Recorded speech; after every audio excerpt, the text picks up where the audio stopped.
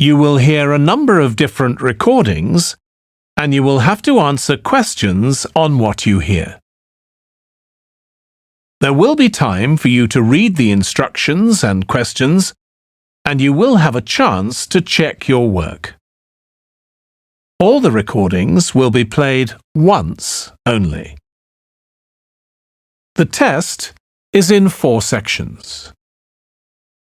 At the end of the test, you will be given 10 minutes to transfer your answers to an answer sheet. Now turn to Section 1.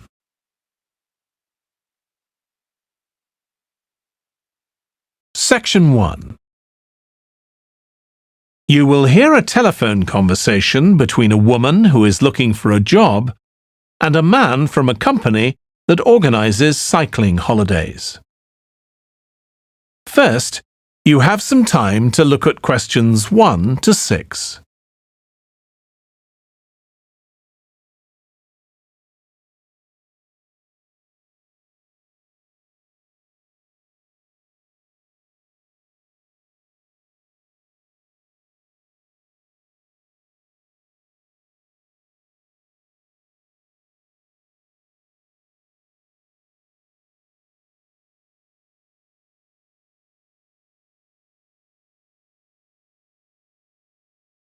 You will see that there is an example that has been done for you.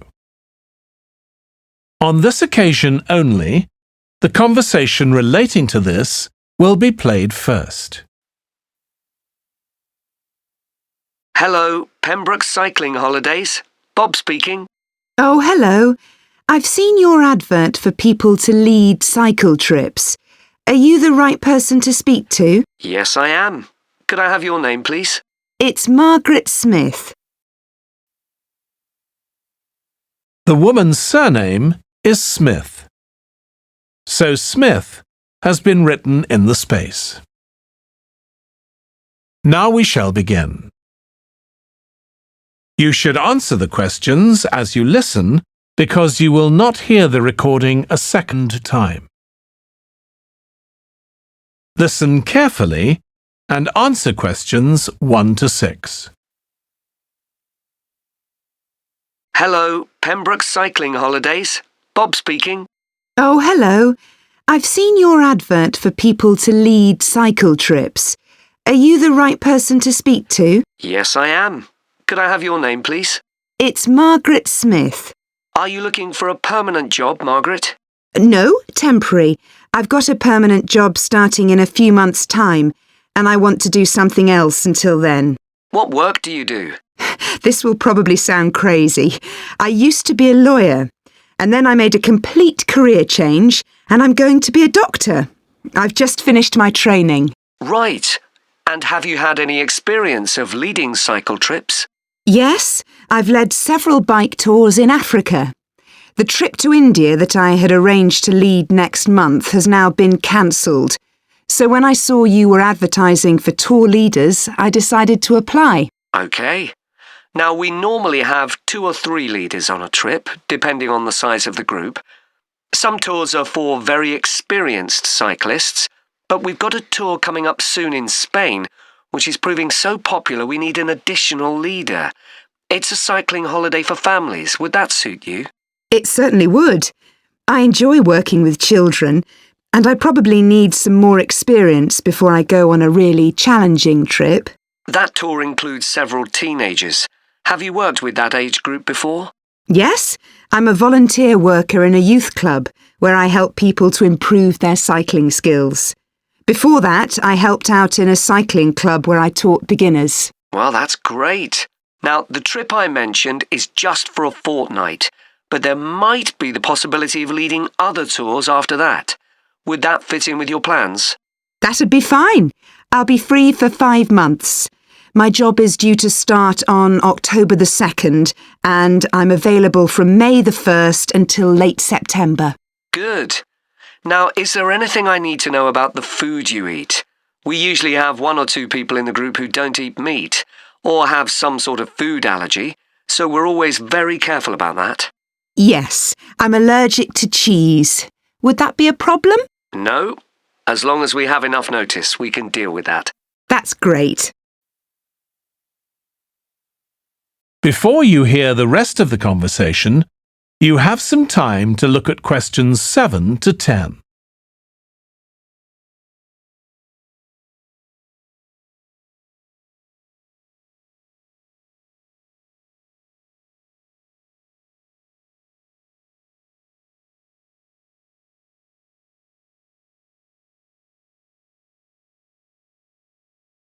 Now listen and answer questions 7 to 10. It sounds really interesting. Would you like me to fill in an application form? Yes, please. Where should I post it to? Could you send it to 27 Arbuthnot Place, Arbuthnot Place, Dumfries, And what's the postcode, please? DG7 4PH.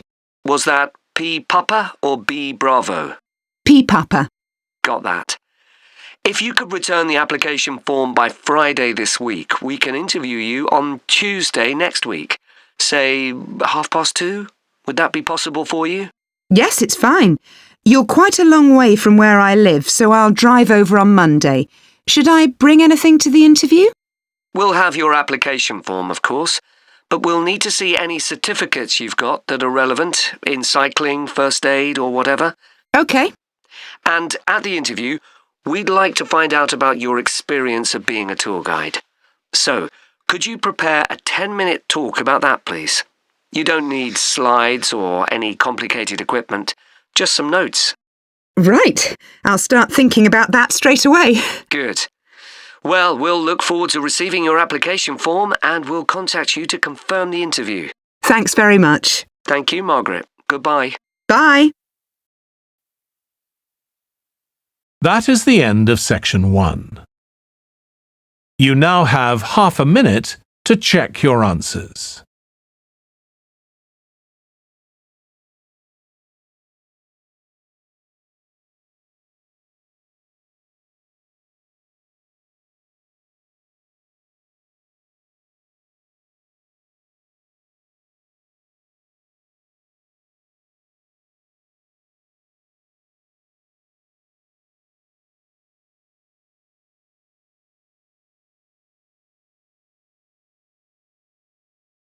Now turn to section 2.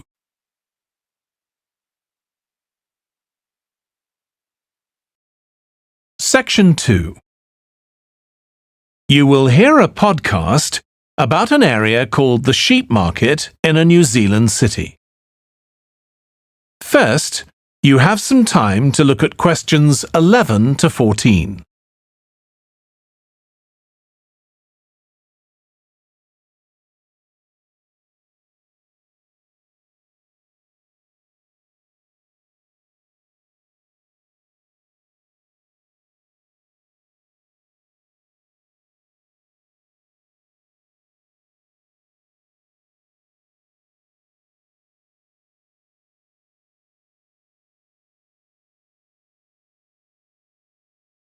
Now listen carefully and answer questions 11 to 14.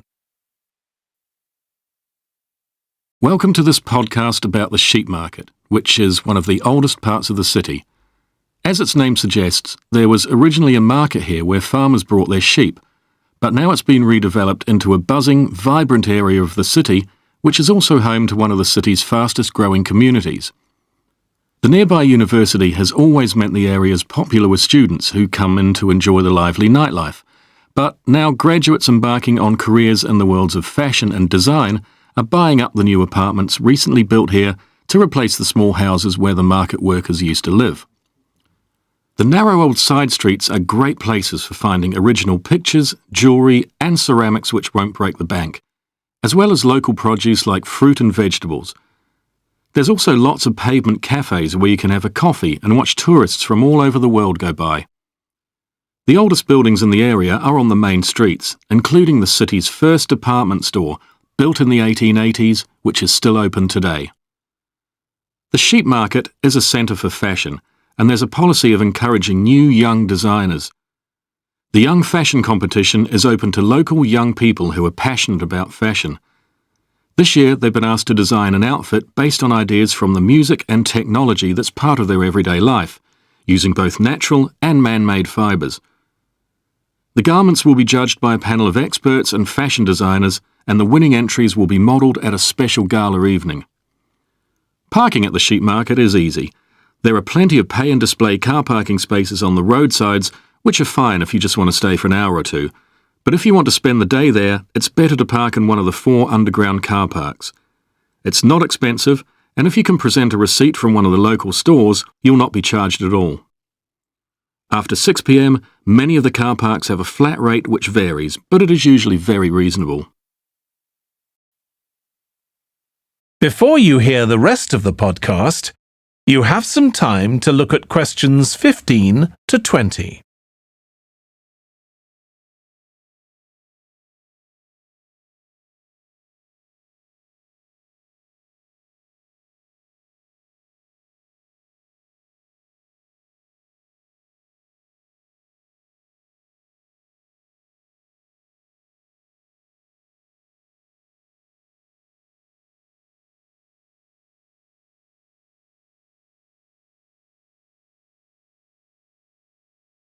Now listen and answer questions 15 to 20.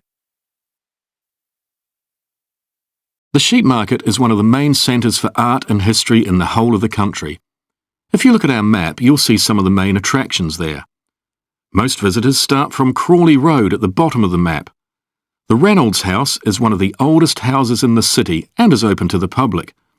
It's on the north side of Crawley Road, next to the footpath that leads to the public gardens. The area is particularly interesting for its unusual sculptures. The thumb is just what its name suggests, but it's about 10 metres high. You'll see it on Hill Road, across the road from the bank. The museum's got a particularly fine collection of New Zealand landscapes. It's on the east side of the sheep market, on City Road. It's on the other side of the road from the public gardens, immediately facing the junction with Hill Road. The Contemporary Art Gallery is on a little road that leads off Station Square, not far from the public gardens. The road ends at the gallery. It doesn't go anywhere else. That's open every day except Mondays. The Warner Gallery specialises in 19th century art.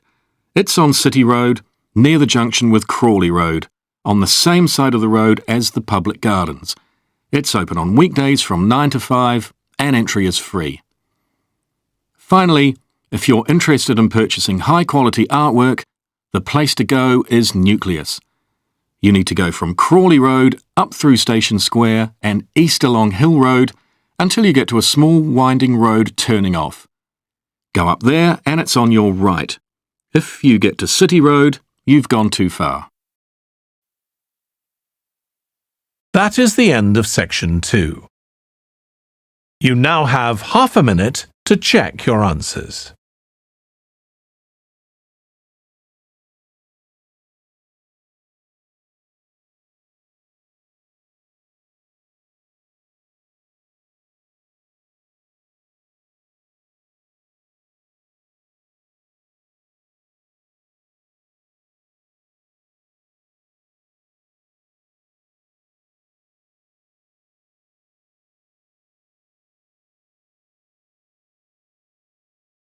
Now turn to section 3.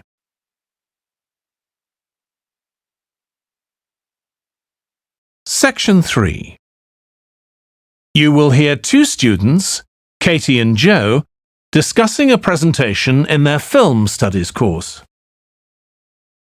First, you have some time to look at questions 21 to 24.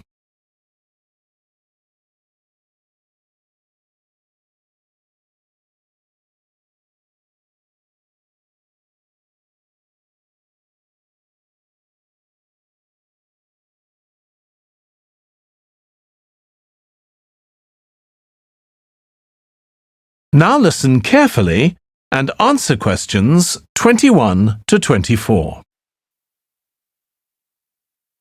Joe, you know I'm giving a presentation in our film studies class next week? Yes.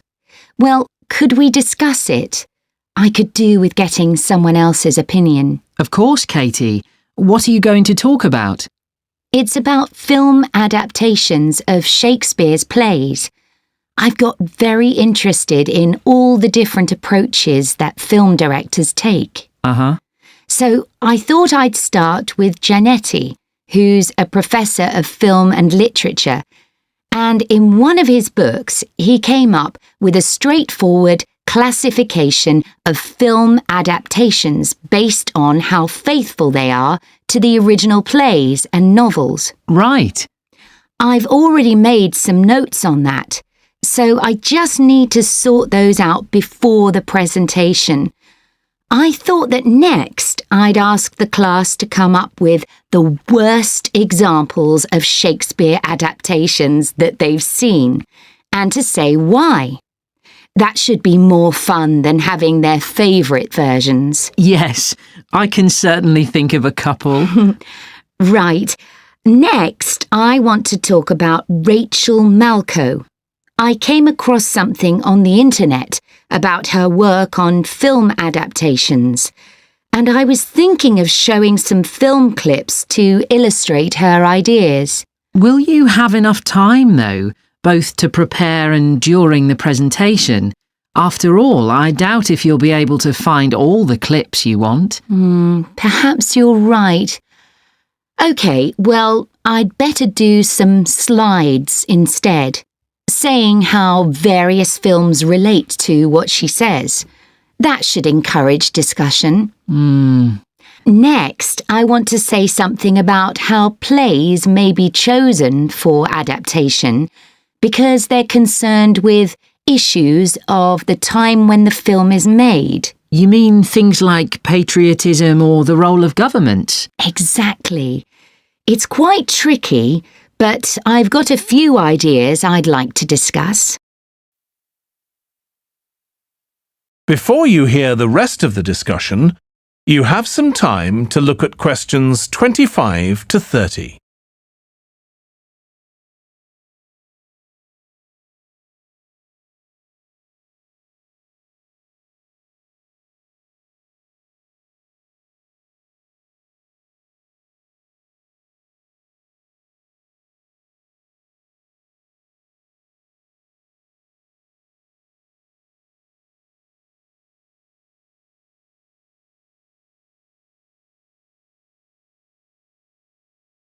Now listen and answer questions 25 to 30.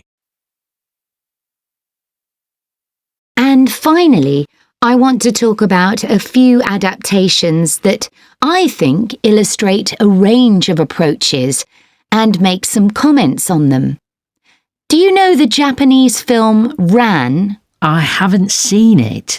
It was based on Shakespeare's King Lear, wasn't it? That's right. It was a very loose adaptation, using the same situation and story, but moving it to 16th century Japan instead of 16th century Britain. So, for example, the king's daughters become sons, because in Japanese culture at that time, women couldn't succeed to the throne. OK. I hope you're going to talk about the 1993 film of Much Ado About Nothing. I think that's one of the best Shakespeare films.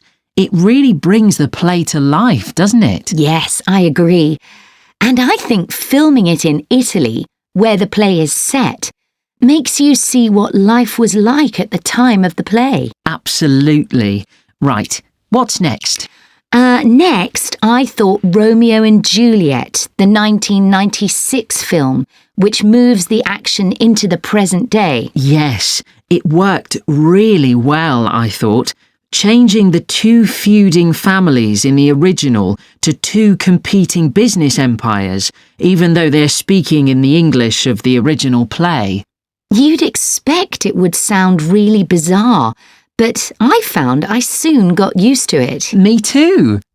Then I thought I'd include a real Hollywood film, One that's intended to appeal to a mass commercial audience. There must be quite a number of those. Yes, but I've picked the 1996 film of Hamlet. It included every line of the text, but it's more like a typical action hero movie. There are loads of special effects, but no unifying interpretation of the play. All show and no substance. Exactly. Then there's Prospero's books, based on The Tempest. That was really innovative from a stylistic point of view. Didn't it include dance and singing and animation as well as live actors? Yes, it did. I also want to mention Looking for Richard. Did you ever see it? No, but I've read about it. It was a blend of a documentary with a few scenes from Richard III, wasn't it? That's right. It's more a way of looking into how people nowadays connect with the playwright. The play is really just the starting point. And that'll be where I finish. Well, it sounds as though it'll be very interesting. That is the end of section 3. You now have half a minute to check your answers.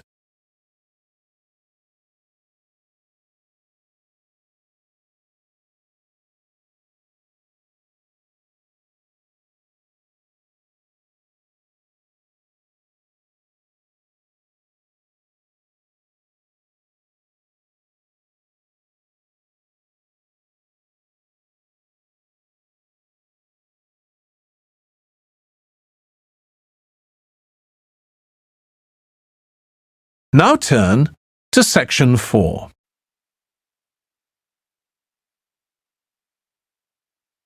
Section 4. You will hear part of a lecture about noise in cities. First, you have some time to look at questions 31 to 40.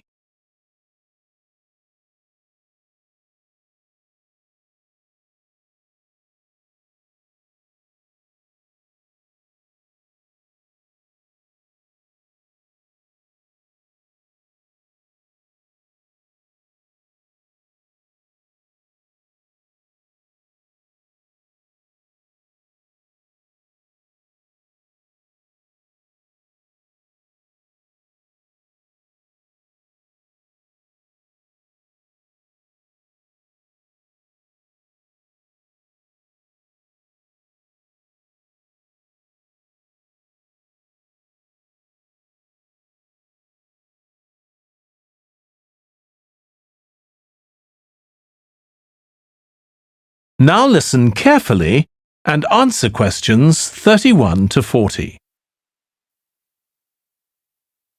This lecture will be about the science of acoustics, the study of sound, in relation to urban environments such as cities. As an acoustic engineer myself, I think this is an area where we're likely to see great changes. In the past, researching urban soundscapes was simple. We measured levels of sound in decibels, so I used to take my sound meter and I measured the noise somewhere, and then I might ask a sample of people to say at what level the sound became annoying. With data like this, acoustic engineers have been able to build up what we call noise maps, maps of the sound environment. But actually, these aren't a lot of use. What they do show is that the highest noise levels are generally on roads. Well, that's not really very surprising. But there's quite a lot going on that these maps don't show, because they can't capture the complex way that sound varies over time. So they ignore important issues such as the noise someone might hear from the open windows or gardens of their neighbours. And this sort of noise can be quite significant in summer. We don't have any databases on this sort of information. As well as that, these records of sound levels take no account of the fact that people vary in their perceptions of noise. So someone like me with years of working in acoustics might be very different from you in that regard. But anyway, Even though these noise maps are fairly crude, they've been useful in providing information and raising awareness that noise matters. We need to deal with it, and so it's a political matter. And that's important. We need rules and regulations because noise can cause all sorts of problems. Those of you who are city dwellers know that things go on 24 hours a day, so city dwellers often suffer from interrupted sleep. It's also known that noise can lead to a rise in levels of stress due to physical changes in the body affecting the composition of the blood. And there are other problems as well. For instance, if school children don't have a quiet place to study, their work will suffer. Now, one problem with decibel measurement is that it doesn't differentiate between different types of noise. Some types of sounds that most people would probably think of as nice and relaxing might well score quite highly in decibel levels. Think of the sound made by a fountain in a town square, for example. That's not necessarily something that we'd want to control or reduce. So maybe researchers should consider these sorts of sounds in urban design. This is going to be tricky, because just measuring decibel levels isn't going to help us here. Instead, many researchers are using social science techniques, studying people's emotional response to sound by using questionnaires and so on.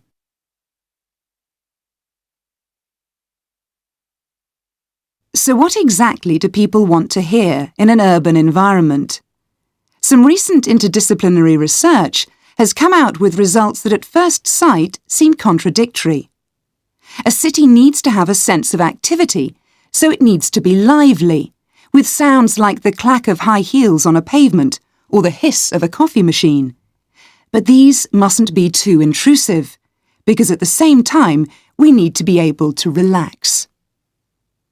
One of the major problems in achieving this will be getting architects and town planners to use the research. Apart from studying the basics of acoustics, these people receive very little training in this area. But in fact, they should be regarding sound as an opportunity to add to the experience of urban living, whereas at present they tend to see it as something to be avoided or reduced as far as possible, or something that's just a job for engineers, like the street drainage system. What's needed is for noise in cities to be regarded as an aesthetic quality, as something that has the qualities of an art form.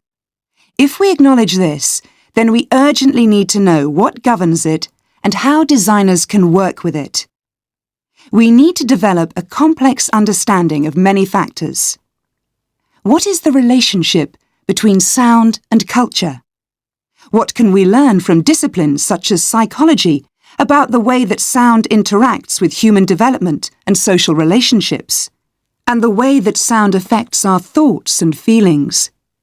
Can we learn anything from physics about the nature of sound itself? Today's powerful technologies can also help us.